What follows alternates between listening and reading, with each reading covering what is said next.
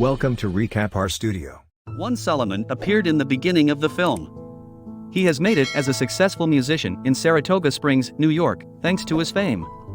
Even though he was a black American during the time of slavery, he was able to live freely. Solomon was introduced to two magicians by a mutual acquaintance. For 2 weeks, and at a decent wage, they'd have him work in Washington. After accepting the invitation, he showed up for the show right away. The two magicians invited him to a restaurant to celebrate the event's success. In that particular incident, Solomon drank heavily to the point of unconsciousness. The next day, Solomon awoke to the horror of seeing his wrists were bound and he was in a location that seemed like a jail. A little time later, two persons from Solomon's past came to visit, and Solomon told them that he is a free man who was married with children and now resides in Saratoga Springs, New York. However, the two visitors did not believe him. They thought Solomon was a runaway slave from Georgia. Instead of believing Solomon that he is a free man, the two people beat his mind out of him. The next person who came up to Solomon gave him orders to change into the clothing he had brought with him before sneaking him and a few others away in a carriage through the night. Sometime later, he learned that he will be brought to a slave market. Slaves like him were then compelled to board the vessel. Solomon was warned that he must keep his literacy skills a secret from the human trafficking syndicate or face certain death. Some white crew member had pulled a black girl onto the ship and was going to rape her. Then a black guy rudely obstructed him, making him fume. In the end, he stabbed the black guy to death. The astonishment was palpable among Solomon and the others. Dead man's corpse was to be dumped into the ocean per orders. They were given to someone at the port upon their arrival. Despite Solomon's best efforts, the guy smacked him as he revealed his true identity. Following this, he and the other slaves were herded into a makeshift building. Right there. Eliza and her two kids were also there when Solomon visited. Following all that had occurred, they were instructed to shower and get dressed. After being put on display, they were sold to buyers and sellers in the slave trade. After interviewing all of the potential slaves, a man called Ford chose to take Solomon and Eliza home with him. Eliza, sadly, had to go with the kids. Being a slave. Since none of them could do anything to stop him, they had no choice but to follow Solomon, who changed his name to Platt and Eliza to Mr. Ford. Because she was separated from her two children, Eliza could not stop weeping. Platt felt uneasy about it. While trying to help her, he became enraged. Her lord didn't like it when she cried over her kids. After that, she disappeared without a trace. When Mr. Ford was unable to continue working, Platt stepped in. Tibbets, the chief worker there, often scolds him for being a newcomer since he doesn't want anybody to be better than him. Mr. Ford and a few slaves went into the woods to get some firewood, but he wasn't sure whether it would be more effective to transport the wood by land or by water. The plan that Pellet proposed was to bind the trees together like a boat and then let the river carry them away. However, both Tibbets and Mark argued against his notion in the argument. Mr. Ford then allowed him to demonstrate the efficacy of his approach, which proved to be far more productive. Your answer is yes, you do have motherhood. I appreciate it. Aside from TVs, he was praised by both Mr. Ford and the other slaves. He received so much praise for his concept that even Mr. Ford offered him a violin. Not like how he stood out from the other slaves, the beaters came and thrashed Platt one day after he had completed his work of building a modest home. He couldn't forgive the way the two DJs had treated him. Solomon retaliated, leaving Tibbets bloodied after the latter obeyed his orders. If there is a problem, it must be with the instructions. Not long later, a senior foreman there by the name of Chopin broke up the brawl and sent Tybeats running for the door. Not long later, Tybeats returned, this time with company. Solomon was beaten and hung from a tree, but he was inexpensive, so he returned to warn his attackers to stop or face the consequences. Platt was abandoned after being found hanging from a tree with no one willing to go save him. They were worried about getting in trouble. To keep from crushing Hank to death, he kept one foot firmly planted on the ground and lifted the other. After returning home, Mr. Ford carried his pet plant home with him in the afternoon. Mr. Ford has said that he feels unsafe here. If he remained, Tibbets might kill him eventually. To preserve Solomon's life and repay his obligation to a man called Mr. Epps, he promised to relocate him to Mr. Epps's property. Mr. Epps's harshness against his slaves was well known. If one of his slaves made a mistake, he would not think twice before whipping them. Platt and the other slaves were sent to a cotton farm in the area. Was her name Patsy, and she was a slave? She was the best at what she did, much better than the others. Since all the other slaves could only harvest 300 less pounds of cotton than she did, Mr. Epps quickly came to regard her as his personal servant. Mr. Epps once roused his slaves from sleep and had them do a dance for him. Mr. Epps's wife tossed a flower vase to Patsy out of the blue.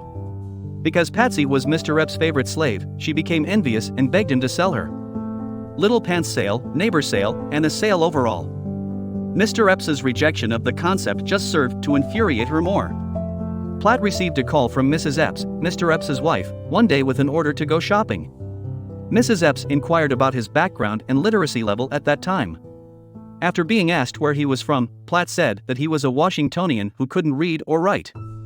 En route to the grocery store.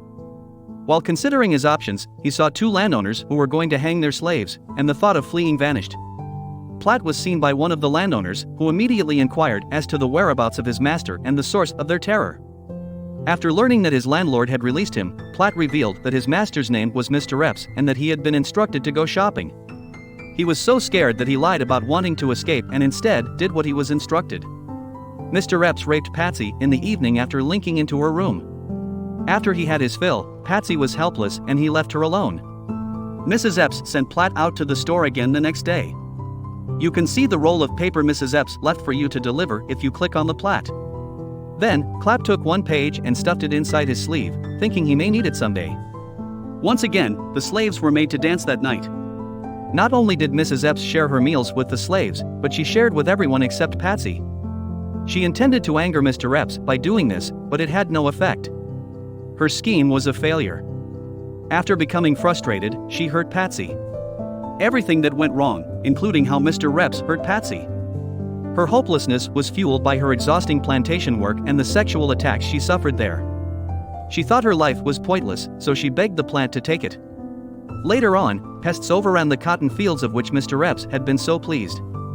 So Mr. Epps hired his slaves to pass judgment on Turner. Before he released his slaves, Mr. Epps asked that the Judge Turner not be informed about his inappropriate actions. The slaves working on Judge Turner's sugarcane plantation were given their tasks by the judge. Because Judge Turner was a fair landowner, conditions for the slaves improved there. Their master was pleased with his pilot's yearly performance, and he received accolades for it. One day Judge Turner learned that Platt was a skilled musician. When a mutual acquaintance of theirs needed a violinist to liven up a party, Judge Turner gave Platt the job, and let him retain the money he made. Platt eagerly accepted the position. Before heading out to the party, however, he took the opportunity to express his yearning by carving the names of his wife and children into the violin. Slaves were forced to return to Mr. Epps' home now that a pest epidemic in the cotton fields had subsided. Ormsby, a white guy who had been sold into slavery, was recently seen there. He was a foreman back in the day. Platt dropped by Ormsby's room one night to have a conversation, and while they were there, Ormsby said that his job might suffer if he drank too much whiskey. As a result, he was eventually let go. Having exhausted his resources, he opted to become a slave in order to ensure his own survival. Ormsby, however, enjoyed Mr. Epps's special treatment because of his race. Even when he fell short of expectations. Unlike the other slaves, he did not get a whipping. Instead, Ormsby gave him the impression that he may put his faith in him, which pushed him to improve. Following this, Platt requested that he write to New York on his behalf. Platt then penned a letter on a scrap of paper he had saved from a previous correspondence, using many different colors of ink and a modified pencil-like writing implement. When Mr. Epps finally got around to calling Platt, it was a few days later. He learned that Platt intended to compose a letter, but that Platt acted to cover up his inability to write by claiming it was an Ormsby ploy to boost Platt's rank. Mr. Epps believed him, and that saved his life. Finally, Platt was ordered to burn the letter he had written to his loved ones. One of the slaves later died of a heart attack as they were working.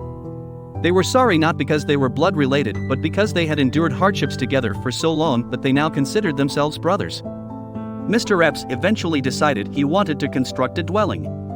Then he reached out to a Canadian specialist in the field of building whose name was Bass.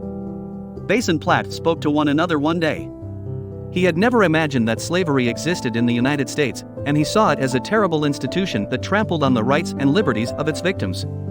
In spite of the film's omission of traditional notions of justice and the lack of universal truths and a motivating plot, these niggas are people just like everyone else. What is true and right deserves all the respect it can get. Eventually, Mr. Epps needed to locate Patsy. He demanded aggressively of anybody who would listen, but no one had any idea where she was. Patsy soon returned and mumbled something about how she had gone to Mrs. Shaw's home to beg for soap after Mrs. Epps had refused to provide any. However, Mr. Epps paid little attention to her attempts at explanation. Then Mrs. Epps, who was envious of Patsy, arrived and set her up. As a result of Patsy's provocation, Mr. Epstein had the other slaves strip her nude and gave Platt orders to beat her flat. When Platt attempted to ease off on the whipping, Mr. Epps noticed and threatened him with a revolver, prompting Patsy to request that the whipping be increased. Not all of the penalty had been administered.